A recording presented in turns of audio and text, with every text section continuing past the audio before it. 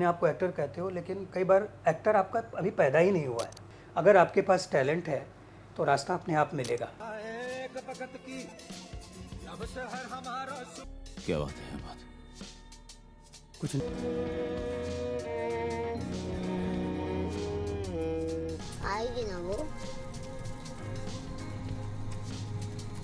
मैं यहाँ कैसे पहुँचा मुझे नहीं पता। बारिश आने वाली है, थोड़ा रुक के जाता हूँ। सायरन अभी नोट छापने ना, तो एक बात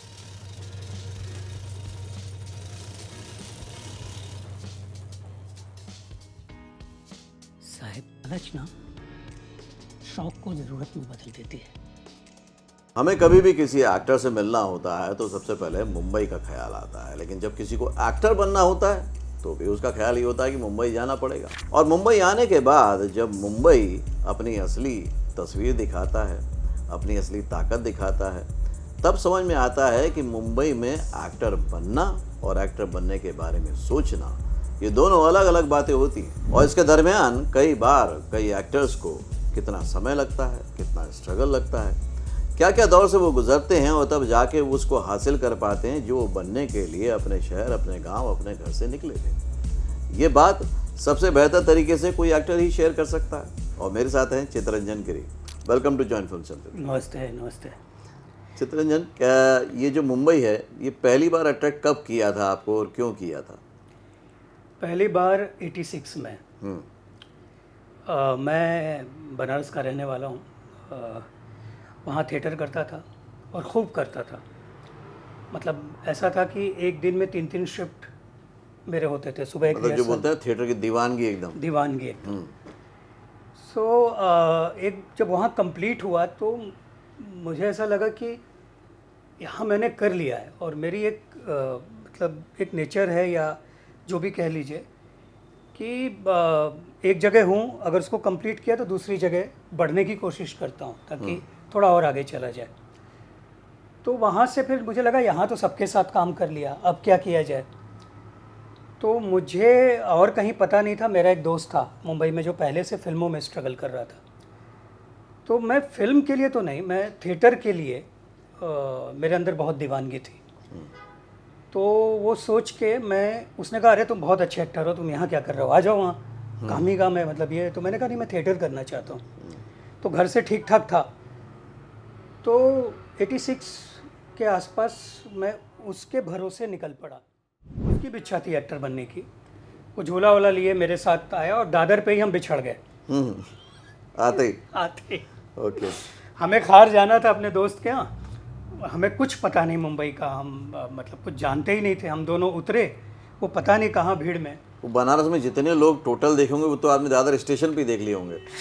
तो और उस समय बनारस बहुत खाली था। हाँ। तो और बहुत ही आनंददायक था। वो एक अलग विषय है, उस पर कभी फिर से बात कर लेंगे। तो वो बिछड़ गया, मुझे समझ में नहीं आया मैं क्या करूं।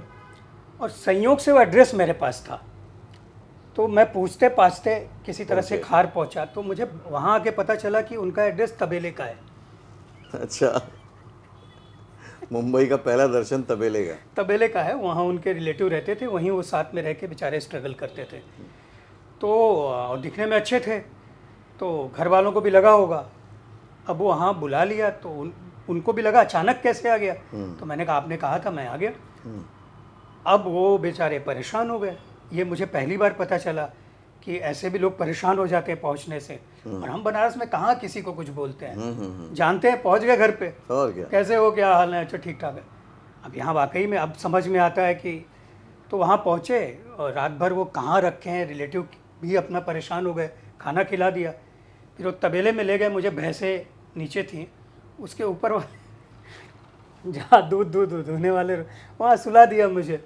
सो गया मैं रात भर। फिर भी नहीं आया, वो परेशानी अलग थी।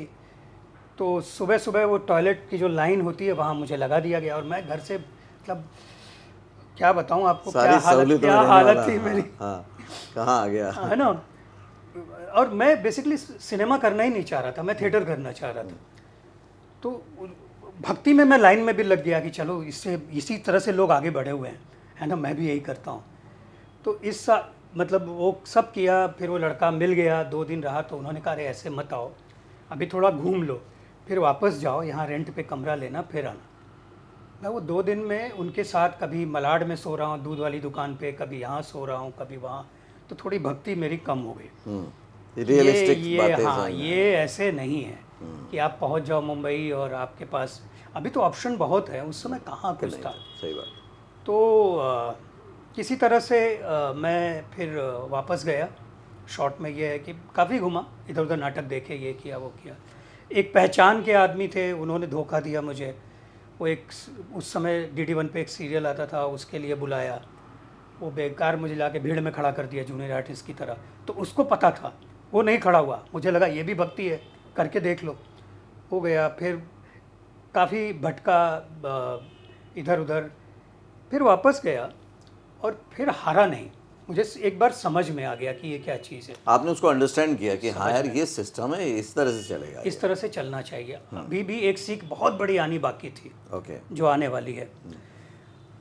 हुआ क्या कि मैं फिर कुछ दिन रहा, पिताजी ने बहुत गालियाँ दी, और उसके बाद फिर मैं कुछ दिन रहा और फिर प्लान करके माँ से किसी तरह रिक्वेस्ट करके अपना टेप रिकॉर्डर बेच के और किसी तरह से सब करके, उसने कहा रेंट पे मकान ले लो, हम 3 लोग रहेंगे एक साथ।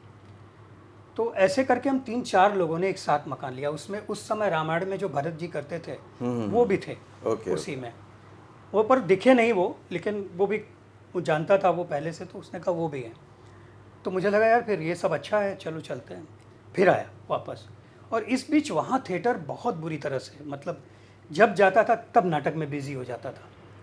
एक एक दिन में कभी 2 रिहर्सल, कभी 3 रिहर्सल, पिताजी की डांट और ये सब। फिर वहाँ से निकला, अब यहाँ आया तो एक लेटर लेके आया था बॉम्बे इप्टा का किसी का।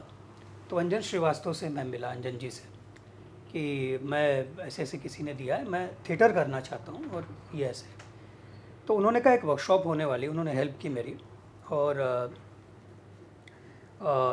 NSD के एक टीचर थे रवि चतुर्वेदी जी करके, जो इरफान भाई के भी गुरु थे। तो वो जयपुर के रहने वाले थे, तो उन्होंने बहुत बढ़िया गाइड किया मुझे। मैंने इप्टा का 1 महीने की वर्कशॉप की, वो बहुत अच्छा एक्सपीरियंस रहा। अब उस समय करें क्या, मुंबई में टिके रहने के लिए फिर मैंने अपनी एक संस्था खोली व्याख्या करके, जिसमें ये जो यहाँ के दोस्त बने थे कुछ, उनको लिया। उसमें मैंने एक प्ले भी किया, ज़रूरत है श्रीमती की। वो प्ले रंग शारदा में हुआ, या हाँ वही था उस समय, बांद्रा में जो सर्कल के पास था। तो वो प्ले किया दोस्तों को लेके, फिर इप्टा में वर्कशॉप की, उसी के साथ लगा रहा। तो एक दिन ऐसे ही मैं घूम रहा था, और इसके पहले मैंने NSD की एक वर्कशॉप की थी 84-85 में, बनारस में ही, जिसमें कुछ लोगों ने कहा था अब तुम यहाँ क्या कर रहे हो, तुम NSD ज्वाइन करो। तो एक मेरी बड़ी गलत फहमी थी इस बात के लिए कि भाई ट्रेनिंग लेते हो ना तो सारा श्रेय स्कूल को चला जाता है, करते आप हो स्कूल को, अपने क्राफ्ट का कुछ नहीं होता। तो मैं अपने बल पे कुछ करना चाहता हूँ, ये मेरी गलत फहमी थी, जिसके साथ मैं जी रहा था कि नहीं मुझे ही करना है। तो मैंने प्ले किया, ये किया, वगैरह वगैरह किया। मैं लगभग 30-40 नाटक करके आया था, और मैं यहाँ ज़ीरो पे था।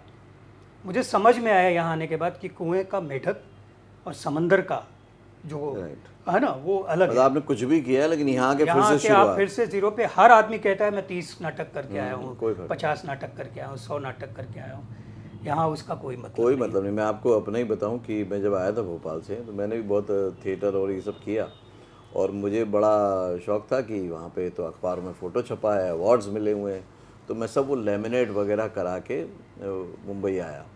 और मैंने जब पहली बार, तो कास्टिंग डायरेक्टर नहीं होते थे, तो मैं गया ऑडिशन पर, मैंने बड़े प्राउड के साथ वो फाइल रखी कि देखिए मैंने काम किया हुआ है। उन्होंने उठा के फेंक दी, ये मेरे को तो दिखा दी, किसी और को मत दिखाना, क्योंकि यहाँ पे तुम्हारा सामना ऐसे 100 धुरंधरों से होने वाला है। बिल्कुल, ये पुराना पास तुम्हारा चला गया, दोबारा सेंचुरी बनानी है तो ज़ीरो से शुरू करो, नहीं तो नहीं होगा।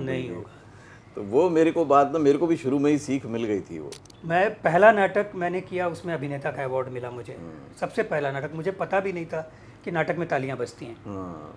तो मैं जब स्टेज पे उतरा और ताली बजी, और उसके बाद वापस गया, और उस कंपटीशन में मुझे बेस्ट एक्टर का जब अवार्ड मिला, तो हास्य अभिनेता का अवार्ड मिला, तो मैं अचंभित था कि ये क्यों दिया, ये क्या होता है, ये क्राफ्ट क्या है, ये चीज़ क्या है। और जब लोग मेरी तरफ देखने लगे तो वो पहला एक जान पहचान हुई अभिनय से, या जो भी आप कह लें। तो उसके बाद ये सब भटकाव है, और फिर यहाँ मुझे समझ में आया कि ऐसे काम नहीं चलेगा, इस क्राफ्ट को समझना पड़ेगा।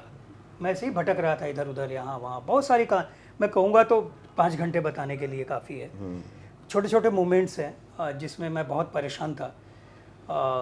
खाने के लिए पैसे नहीं थे, माँ ने कुछ अंगूठी वगैरह दी थी, वो बेचना पड़ा। मेरे दोस्त अच्छे थे आसपास जिन्होंने कहा कि नहीं तुम्हें जाना नहीं है, मैं वापस जाना चाह रहा था, मुझे नहीं रहना यहाँ। नहीं, तो जब आपको दोस्त रोक रहे थे या आप भी रुक रहे थे, तो उस टाइम भी आपका टीवी फिल्म इस तरफ जाने का मन नहीं कर रहा था? नहीं, टीवी तो उस समय प्रॉपर तरीके से शो आया ही भी नहीं हुआ था। राइट 86 की बात कर रहा हूं। मतलब मैं सुलभा देशपांडे जी थे, उनको मैं दोबारा जब आया ना तो वीडियो बना के ले आए।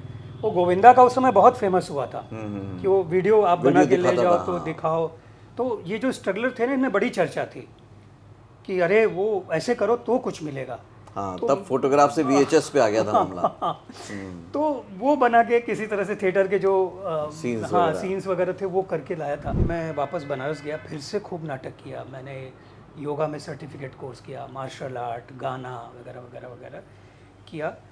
और ये चीज़ NSD की जब वर्कशॉप की थी ना, तभी मेरे दिमाग में आया था। तो मैंने पहली बार फॉर्म भरा यहीं से, मुंबई से ही, महाराष्ट्र से ही। तो 90 के आसपास मैंने वहाँ इंटरव्यू दिया और हुआ नहीं मेरा पहले साल। वेटिंग वगैरह में था अच्छा। तो बनारस, मुझसे ज़्यादा बनारस के लोगों को धक्का लगा कि यार इतना काम किया और इसका हुआ नहीं, क्योंकि सबको बड़ी उम्मीदें थी। मैं एक समय में बनारस में सबसे ज़्यादा एक साल में नाटक करने का अवार्ड लिया था। 10 मिनट तक तालियां वो बजती रहीं, वो आज भी मेरे कान में गूंजती है कि एक साल में मैंने कम से कम 40-50 नाटक किए थे। सोचिए दिन में कितने और कब शोज किए होंगे, क्या किया होगा। तो वो करने के बाद वो सब, यहाँ 10 नाटक मांगते थे NSD में, मैंने 50 नाटक लगा के दिए थे। और उस समय 5 मिनट का इंटरव्यू होता था। ये वर्कशॉप जो अभी 4 दिन का जो प्रोसेस है वो नहीं था उस समय। तो खैर उस पहले साल नहीं हुआ, निराशा हुई बहुत। गंगा जी के किनारे जाके बैठा, हारा नहीं। फिर मेरी दुनिया बदली वहाँ से, जब मैंने वहाँ भी अपने आप को ज़ीरो कर दिया पहले कि मुझे सीखना है। वो 6 साल वहाँ मैंने जो बिताया इस नाटकों में मेन रोल। और पर NSD जो पहले हुआ करता था, जैसे अभी के भी मैं कई एक्टरों से मिला हूँ, नसीर साहब भी बीच में बड़े फ्रस्ट्रेटेड थे इन चीज़ों को लेकर कि वहाँ पे कोई भी अपग्रेडेशन नहीं हुआ, जैसा चल रहा था वैसा ही चल रहा है। आपने भी फील किया कि वो बनी बनाए टेम्पलेट्स ही चल रहे हैं?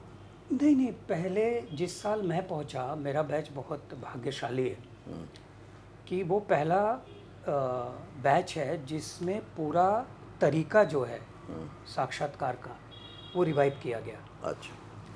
तो ये जो 4 दिन की वर्कशॉप अभी होती है कि आप 4 दिन जाते हैं, फिर NSD में आपका सिलेक्शन होता है। पहले आप प्रीलिम देते हैं, उसके बाद फाइनल। वो मेरे बैच से शुरू हुआ है। उस टाइम पे भी NSD के ग्रुप्स में क्या इंडस्ट्री को लेके बात होती थी? नहीं, हम लोग प्योर थिएटर पे ही माइंड सेट था कि थिएटर ही करना है, थिएटर ही करना है। और वो एक थोड़ा सा हमें समझना पड़ेगा। मतलब मेरा अपना जो व्यक्तिगत अनुभव है वो ये है कि वो नाटक का इंस्टीट्यूट है। हाँ, ये मीडियम को समझना चाहिए। मैंने तो रिवाइव किया पूरा। वो थिएटर है जहाँ एक्टिंग एक आप एक्टर हैं तो आप एक्टिंग कर रहे हैं, उसके क्राफ्ट को समझ रहे हैं, उसको आप और गहराई में जा रहे हैं, डेप्थ में जा रहे हैं, डूब रहे हैं, उसमें नई नई चीज़ें ढूंढ रहे हैं, वो सब हो रहा है। लेकिन जब आप फिल्म में आते हैं ना, तो वो एक अलग दुनिया है, उसको आपको बहुत गहराई से और समझना पड़ता है। और वो मुझे बहुत टाइम लगा उस तक पहुंचने में। पर तब चितरंजन जी ऑडिशन जो होते थे, जब भी आपने प्लान किया होगा, तब ऑडिशन भी प्रोडक्शन हाउस जा के होते थे।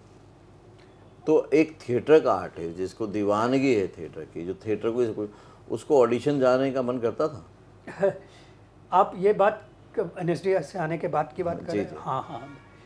पहले क्या होता था, पहले कास्टिंग डायरेक्टर्स नहीं थे डायरेक्शन। तो हम लोग सीधा असिस्टेंट को या डायरेक्टर को ही पहुंचते थे। सुबह 6 बजे बुलाए तो पहुंच गए सुबह 5 बजे। और वो रास्ते में ऑडिशन कम होता था, वो आपको देख लेता था। ओके।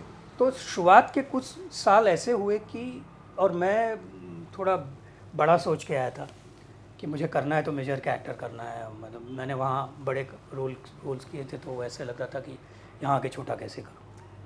वो बहुत देर बाद जब पैसे सब ख़त्म हो गए तो लगा कि अब करना मतलब पड़ेगा। घर चलाने के लिए कुछ तो करना पड़ेगा। तो फिर मैंने एक एक दिन 2-2 दिन फिर सीरियल किया, और वो कुछ समय तक उसने मुझे सहारा भी दिया। जो मिलता था वो करता था। अपने उस एक्सपीरियंस को फिर से यहाँ ताक पे रखना पड़ा कि थोड़ा अपने आप को मिट्टी बना लो, जो Accept सामने करो। वाला कह रहा है वो देखो कि क्या चाह रहा है वो और कैसे चाह रहा है। ऑडिशन जैसा मेरे जीवन में शुरू हुआ है 2008 में, जब मैंने 1971 करके एक फिल्म है जो की है, जिसमें बहुत अच्छे अच्छे एक्टर्स हैं। लेकिन उसके पहले का जो स्ट्रगल है, मुझे आते ही जो पहला काम मिला वो डॉक्टर अंबेडकर में मिला, ओह। मामूटी के साथ। ओके। मामूटी जी के साथ जो पहली फिल्म की और उनके साथ एक सीन था मेरा, तो लगा शुरुआत तो बहुत अच्छी हो रही है, वहाँ थिएटर में भी जाते ही मिला था। लेकिन वो बाद का समय जो है ना भाई साहब, वो तो मतलब बहुत मुश्किल समय है। फिर एक सीरियल में लगातार कुछ ना कुछ, 1 दिन 2 दिन 3 दिन, भूत, चपरासी, गुंडा, मवाली, किसी के साथ आप हैं, आपके साथ मैं भी, एक सब किया घर चलाने के लिए। अच्छे रोल्स भी मिले। उसी समय कसूर मिली मुझे विक्रम भट्ट की। फिर लेकिन उससे पहले मैंने ये एक सीरियल की घटना है, अब आप जो अफोर्ड कर सकते हैं वो करना, सब लोग मत करना। मैं एक सीरियल कर रहा था, नाम नहीं लूँगा मैं, वो उसमें एक ही दिन में कुछ 10 सीन्स रख दिए मेरे। ओके।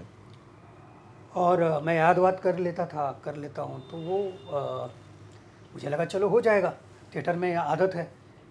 तो मैं वहाँ पहुँचा और वो वही रोज़ी रोटी के लिए चल रहा था कार्यक्रम। तो उसने शाम को स्क्रिप्ट भेज दी, तो मैंने पूरी लाइन्स वगैरह याद करके पहुँच गया। तो धड़ाधड़ होने लगा। अब आप बिलीव करोगे, मैं सुबह से लेके रात को 10 बजे तक, वही 12 घंटे की शिफ्ट जो होती है, एक के बाद एक के बाद एक के बाद एक के बाद एक के बाद, रात को 10:30 से 11 बजे एक सीन बचा था। और मैंने ऐसे ही लेट गया, तो मुझे लगा कि ये मैं कर क्या रहा हूँ, मैं करके क्या आया हूँ। मैं चलो कुछ दिन कर लिया, अभी भी पैसा नहीं है, ऐसा नहीं कि मैंने बहुत इकट्ठा कर लिया, पर मैं कर क्या रहा हूँ। अपने टैलेंट को मैं एक तरह से ज़ाया कर रहा हूँ। राइट। एक जब तक मुझे प्रॉपर, इस काम में भी बहुत जेन्युइन हो गए, बहुत ईमानदारी से काम कर रहा हूँ, लेकिन कुछ कर ही नहीं पा रहा हूँ मैं। सिर्फ मतलब पास हो जा रही हैं चीज़ें, मतलब ना क्रिएटिव सेटिस्फेक्शन मिल रहा है, ना फाइनेंशियल सेटिस्फेक्शन मिल रहा है, कुछ भी नहीं। मिल रहा है। तो मैंने एक रिस्क लिया, मैंने कहा अब आज से मैं नहीं करूँगा सीरियल। ओके। बंद करता हूँ। डिसीजन लिया। बंद करता हूँ। और ये कितने साल पहले की बात है? ये आप मान लो 2002, 3, 4 के आसपास, 2-3 के आसपास की। तो जैसा आपने बोला कि फंड्स तो पहले से भी कम ही थे, तो ऐसे में ये रिस्की डिसीजन लेने का हिम्मत कैसे आई? हिम्मत परिवार की वजह से आता है कि वो साथ हैं, कोई बात नहीं, आप करो जो करना है। दूसरा, मेरे खर्चे बहुत नहीं हैं, व्यक्तिगत चीज़ें बहुत सारी, लेकिन मैं बहुत कम खर्चे में गुजारा कर सकता हूँ अपने लिए। मैं शो ऑफ और ये वगैरह में बिलीव नहीं करता। तो इसलिए मुझे वो जितना चाहिए था वो कहीं ना कहीं से आता है। और कैसे आता है मैं बताता हूँ। एक रास्ता मैंने छोड़ा, दूसरा रास्ता अपने आप आया। पहली फिल्म मुझे मिली मकड़ी, विशाल भारद्वाज जी की पहली फिल्म। उसमें कुछ लोग कर रहे थे, तो वो आगे हुए उसके, और वो मिली मुझे सीरियल में ही। एक कैमरामैन है हेमंत चतुर्वेदी जी करके, उन्होंने मेरा नाम वहाँ पे बताया। वो सीरियल, ये पहले एपिसोडिक आते थे, कगार, बेस्ट सेलर वगैरह वगैरह। तो उसमें मैं बिजी था बहुत। वो गुंडे उंडे का वो सब, पुलिस इंस्पेक्टर, गुंडा, रोज एक एक टाइम पे 2-2 गुंडा, पुलिस वाला 2-2, 3-3 में पुलिस वाला।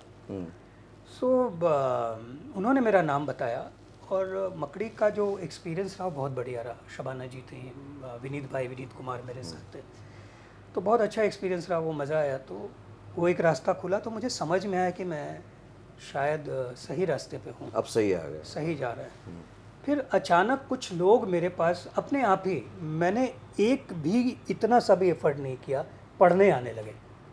कि सर मेरी ये फिल्म बन रही है, मैं उसमें मेन लीड कर रहा हूँ, आप वर्कशॉप ले लोगे क्या मेरी? Okay okay, personal one two personal one two, कोई कभी किसी डायरेक्टर ने बोल दिया कि यार ये एक्टर अच्छे हैं, उन्होंने देखा होगा मुझे कि यार ये एक्टर अच्छे हैं, इनके पास चले जाओ, तो उससे मेरे घर का खर्चा चलने लगा। तो कहीं ना कहीं आपको नहीं लगता कि वो जो मानसिकता थी वो भी थिएटर वाली हो गई थी कि चलो बस करने में मज़ा आ रहा है तो आ रहा है, फाइनेंशियली चाहे जैसा भी हो जाए? हाँ, वो जो क्रिएटिव सेटिस्फेक्शन की आप बात कर रहे हैं ना, वो मुझे हमेशा खींचता है। और दूसरा ये रहता है कि मैं नया कर क्या रहा हूँ। पैसा सोच के तो मैं पहले भी नहीं आया था, काम करोगे पैसा आ जाएगा, है ना। पर वो मेन उद्देश्य नहीं था। हाँ, मेन उद्देश्य ये है कि काम आप अच्छा कर रहे हो क्या, जो आप सीख रहे हो, जो आपने इतने समय तक उसमें गुजारा, उसका मज़ा आ रहा है क्या आपको? प्रिंसेस क्यों आ गया है आज की जनरेशन में कि उनको जो सक्सेस चाहिए वो तुरंत चाहिए? क्या एक बेसिक फ़र्क था? क्या उनको ये बहुत ग्लैमर अट्रैक्ट कर रहा है? नहीं, पहला ये है कि जैसे हमारा लक्ष्य था ना, हम निकले थे कि हमें कुछ ये चीज़ करनी है, और उस बीच में जो भी हो रहा है उसे हम सीख रहे हैं। प्रोसेस है वो मज़ा भी आ रहा है, सीख रहे हैं, गिर रहे हैं, पढ़ रहे हैं, एक्सपीरियंसेस आ रहे हैं, अनुभव हमारे अंदर आ रहा है बहुत सारी चीज़ों का। तो वो जो एक्सपीरियंस आपको मिल रहा है वो भी काम आ रहा है, वो लेना कोई नहीं चाह रहा है। और सही भी है, आज मैं कहता भी हूँ यंग जो भी नौजवान लोग हैं उनसे मैं कहता भी हूँ कि आपका समय बहुत अच्छा है, अगर आपके पास टैलेंट है तो रास्ता अपने आप मिलेगा। मैंने सीरियल बंद करके ये सोचा होता कि अरे यार इतना पैसा मेरा जा रहा है और मैं नहीं कर रहा हूँ, क्या कर रहा हूँ अपने साथ, तो शायद आगे मुझे पता नहीं क्या मिलता नहीं मिलता। लेकिन उसका नतीजा ये हुआ कि मैंने जो सोचा था कि मुझे मुख्य भूमिका करनी है, वो 2 ही मिल रहे हैं, 3 मिल रहे हैं, इंडिपेंडेंट सिनेमा में मिल रहा है, मुझे मिल रहा है ना। ओके, फिर ये कंटिन्यू जो वेब सीरीज का सिलसिला ये कैसे एकदम से शुरुआत की? काम देख के काम होता गया? काम देख के काम से काम। मैंने कभी पहले 1-2 बार मैंने ऑडिशंस दिए हैं, जैसे 1971 में मैंने ऑडिशन दिया था, क्योंकि उसमें पीयूष भाई थे मिश्रा जी, और उसमें सब मेरे दोस्त थे, और हम सब उसी समय एक साथ काम कर रहे थे, तो उसमें बड़ा आनंददायक, उस तरह का ऑडिशन हो तो मज़ा भी आता है करने में, क्योंकि वो डायरेक्टर सामने बैठा है आपके, और एक रोल है जो मैं जा नहीं रहा हूँ, ये भी देखो लक की बात है, भाग्य कितना, उसको भी मैं मानने लगा यहाँ आने के बाद। मैं तो ऐसे कर्मवादी हूँ। तो अब क्या लगता है कि उस टाइम पे देर कर दी या वाकई वो जो वेट किया वो काम आ रहा है? काम आ रहा है, काम आ रहा है, क्योंकि वो इंतज़ार जो है वो उसको मैंने ज़ाया नहीं जाने दिया कि बैठा हूँ सोच रहा हूँ काम आएगा, मैंने अपने ऊपर काम करता रहा। पर नॉर्मली तो यही देखा गया है कि एक्टर अपने ऊपर तो कभी काम करता नहीं है। नहीं, वही तो, अब ठीक है किसी को क्या कह सकते हैं, लेकिन आपको अपने पे अभी भी काम करना पड़ता है। अभी भी आपके साथ बात कर रहा हूँ तो अपने पे काम चल रहा है। ओके तो वो काम करते रहना पड़ता है, क्योंकि जब मैं अब ये 1971 के बाद मुझे गुलाल मिली अनुराग जी की, अनुराग कश्यप की, तो वहाँ तक आप मेरा जो काम देखेंगे वो एक तरह का है। फिर जब मैं मेन लीड में आ गया, Konkani film the man beyond the bridge करके, जिसको टोरंटो में बेस्ट क्रिटिक अवार्ड में है तो जब आप मेन रोल करते हो और एक को एक्ट्रेस है आपके साथ, वो लव स्टोरी है बेसिकली, जंगल में रहने वाले एक फॉरेस्ट ऑफिसर की, जब कैमरा आपकी तरफ आता है ये और आपने पहले कुछ किया ना हो तो वो तो सब बता देता, पकड़ लेता। उसके बाद से ज़्यादातर आपका काम के रेफरेंस ही काम आपको मिलता चला गया। मैं तो फर्जी भी आपको ऐसी मिली थी? फर्जी कास्टिंग डायरेक्टर की तरफ से आई है, लेकिन वो कहीं ना कहीं काम की वजह से है। ओके। और उसी दौरान एक साउथ की फिल्म मिल गई मुझे, जिसमें मैं मेन विलन लॉन्च होने लगा। ओके। और वो उसमें सब हिंदी के स्टार, साउथ के, और वो हिंदी और तेलुगु में बनने वाली थी, जिसमें दोनों में मैं था। बहुत बड़ी टीम, बहुत, तो मैं तो एकदम ऐसे हो गया कि अरे ये कोविड ने तो मुझे मतलब इतना व्यस्त कर दिया है। 3 फिल्म मेन रोल में। उस समय एक फिल्म एक और आई थी, बहुत अच्छी फिल्म, अजय देवगन डायरेक्ट कर रहे थे, वो कर ही नहीं पाया, अमित जी के साथ सीन था। वो कर ही नहीं पाया। मैं बहुत मतलब इतना था कि मैं कर लूँ उसको, लेकिन मैं कर ही नहीं पाया। वापस फर्जी पे आते हैं कि फिर इतने अच्छे लोग हैं वो दो, राज और डीके, हाँ, ऐसे लोगों ने पूरी इंडस्ट्री को चेंज कर रखा है, पूरा बदल के रख दिया है। जो आज की डेट में मैं कहता हूँ ना कि आप अगर एक्टर अच्छे हैं और आपको अच्छा डायरेक्टर मिल जाए, अच्छे लोग मिल जाए, तो और अच्छे एक्टर्स मिल जाए, को एक्टर्स, तो बहुत मज़ा आता है। तो मैं इसमें थोड़ा था कि मैं करूं ना करूं, मुझे जा रहा है, बड़ा स्टार है उसमें। राज खुद फ़ोन करते हैं और कहते हैं ये रोल अच्छा है, आप करो इसको। कौन कहता है, मैं तो अपने आप सही को बात। मतलब मेरी कोई औकात ही नहीं है। पर उनको एज ए डायरेक्टर आप ही चाहिए थे हाँ। उस जगह पे शूट करें। तो फर्जी 2 में से पहले मैं शाहिद कपूर की एक बात पे आता हूँ। जब आपके तरबियत के लोग आते हैं जिन्होंने उस तरह से सीखा है जैसे कि उनके फादर साहब पंकज कपूर ने सीखा है, मतलब दोनों के जोनर एक हैं, तो कभी कभी आपके मन में आता था कि शाहिद वो पंकज कपूर का बेटा और ये होता है, इसमें फ़र्क होता है, कमर्शियल एंगल ये होता है, थिएटर वाला एंगल ये होता है, वो कभी माइंड में आता था? नहीं, वो नहीं आया, क्योंकि उसने पंकज भाई को भी मैं जानता हूँ, मतलब मिला हूँ स्ट्रगल के ज़माने में। और हम लोग के समय में यही लोग होते थे ना एक्टर, राइट। जिनका हम अरे, पंकज भाई मतलब है ना, पंकज ये जी, क्या हाँ। इन्होंने काम किया है, तो वो तो ध्यान में भी नहीं आया। और जब काम किया तो ये था कि यार ये एक सेटअप ऐसा है जिसमें एक तो समय जो है ना बहुत इम्पोर्टेंट है। राइट। आपकी क्रिएटिविटी उतने समय में ही आपको करनी है, क्योंकि आप अपना ही कुछ बना के बैठे रहें कि ऐसे मैं करूँगा वैसे, वो क्रिएटिविटी आप कुछ भी करिए उतने समय में करिए। उसका था थोड़ा एक शुरुआत में प्रेशर कि यार इतने समय में मैं अपना अच्छा काम कर पाऊँगा क्या, जो ये समय दिया जा रहा है ना, ये टीम की तरफ से। तो वो उतना ही दिमाग में आता था कई बार, बाकी और कुछ भी नहीं। उसने कभी एहसास भी, उसका क्राफ्ट बिल्कुल अलग है। बिल्कुल। अच्छा, टीवी जो होता है ना वो एक एक्टर को एक तय समय तक तो बहुत पहचान देता है, उसके बाद जैसे ही बंद होता है तो ख़त्म हो जाता है। फिल्म का भी एक लिमिटेड टाइम होता है। सीरीज़ में ये होता है कि एक एक्टर ने अगर एक अच्छा काम किया है तो उसके सीज़न आते हैं और लोग उसका इंतज़ार भी करते हैं और सब अपने अपने कैरेक्टर का ध्यान भी रखते हैं। तो ये जो इसमें बाईबैक मिलता है एक तरह से कि हाँ सीज़न 2 आएगा, सीज़न 3 आएगा और उसमें एक एक्साइटमेंट लेवल होता है, वो कितना अलग है? हाँ, वो अच्छा है। अब एक कैरेक्टर आपका डेवलप हुआ है और वो अच्छा गया है, तो ऐसा लगता है कि हाँ ठीक है, ये और चलता रहे ऐसे ही। अब और शूट जब आप करते हो तो वो फिर से पूरा रिवाइव करना कि अच्छा आपने उसका बेस क्या बनाया था, ये तो अच्छा है। लेकिन थोड़ा सा बचा के रखना पड़ता है कि मैकेनिकल ना हो जाए हम, कि अरे किया है पहले तो अच्छा अभी फिर से वही है क्या, या चलो इसके लिए पैसे के लिए कर लेते हैं इस बार, या ऐसे कर लेते हैं।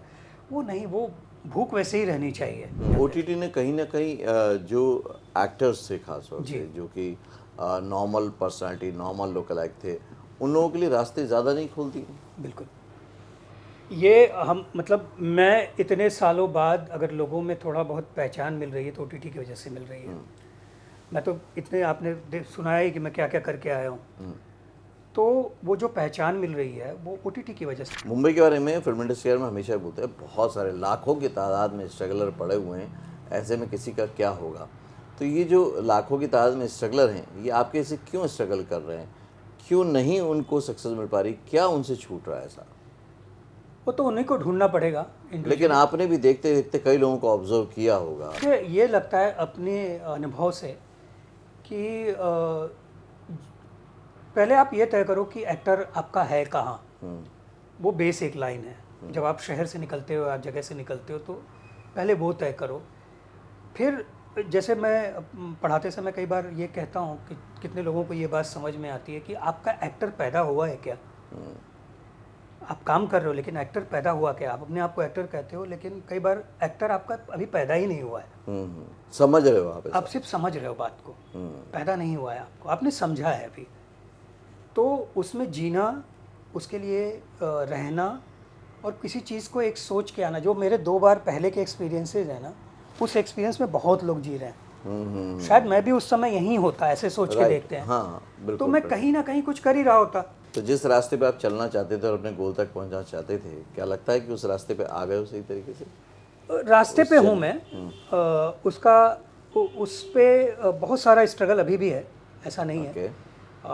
जब काम करता हूँ तो एक अलग स्ट्रगल होता है, जब मैं ढूंढ रहा हूँ काम तो उसका एक अलग स्ट्रगल होता है, जब मैं खाली हूँ उसका एक अलग स्ट्रगल होता है कि कि मैं उस समय को यूज़ कैसे करूँ। इस तरह से आप पूरे भरोसे के साथ करते जी, रहें और नई नई सीरीज़ में नए नए तरीके से एंटरटेन करते रहें, यही हमारी विशेष है। धन्यवाद। Thank you very much, thanks a lot. Thank you. तो मेरे साथ थे चितरंजन गिरी। जो जर्नी होती है वो शुरुआत भले ही कहीं से भी हो, लेकिन जो गोल होता है उस तक पहुंचने का जो रास्ता होता है वो बहुत इम्पॉर्टेंट होता है। वो हमें गिराता भी है, संभालता भी है, सिखाता भी है।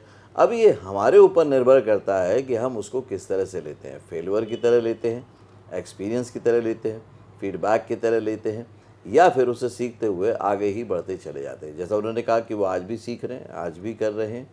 अगर वो जर्नी को एंजॉय कर रहे हैं तो एक ना एक दिन वो वहाँ पहुँच ही जाते हैं जहाँ उनको पहुँचना होता है। मुझे लगता है कि इस वीडियो से आपको भी सीखने का मौका ज़रूर मिला होगा। जो भी सीखा है कमेंट करके ज़रूर बताइएगा, मैं खुद देखूँगा उसको। और अगले वीडियो में फिर से मिलता हूँ, तब तक के लिए देखते रहिए, सीखते रहिए, जमे रहिए। All the very best. Thank you, धन्यवाद। जॉब और स्टडी छोड़े बिना स्क्रीन रेडी एक्टर बने सिर्फ 3 महीने में। मुंबई आने की जरूरत नहीं। एक्टिंग सीखे मोस्ट पॉपुलर यूट्यूब मेंटोर और अवार्ड विनिंग फिल्म गुरु से। Best seller acting method switch on switch off acting method से। कॉल करें या व्हाट्सएप करें 8433666618 पे। Join films academy, the practical film school.